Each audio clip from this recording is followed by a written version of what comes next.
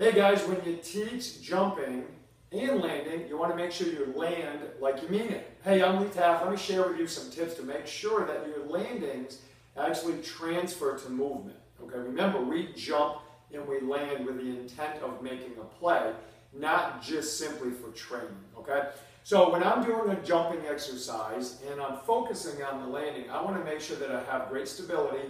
I like to call it stiffness, because when I hear stiffness, it makes me feel like I have to become like a statue really, really quick. So let me share with you about 3 or 4 quick drills that I like to use that will progressively lead us into better landing technique. All right, first one. We're simply going to do a toe drop, and I'm doing a jump landing versus a leap or a hop, which would be one leg. So what I'm going to do is I'm going to get up on my toes and I'm going to land quickly and firmly.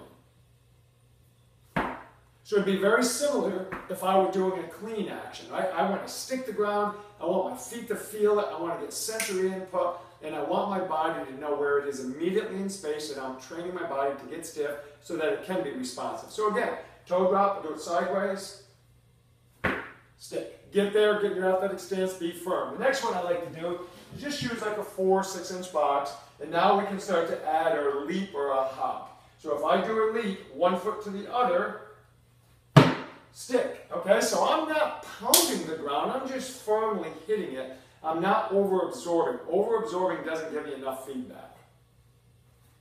Stick, firm. Now if I want to go one leg, same thing, stick the landing.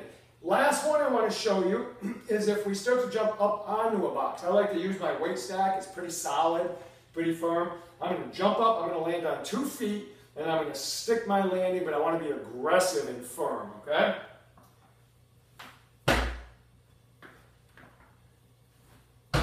Okay, so notice I didn't pound the ground. People think that it's, we're hurting our joints.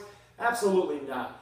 You're probably doing more disservice from an athletic standpoint if you jump and you absorb, or like people like to say, land like a cat. I don't want to hear you. That's not really how athletes land.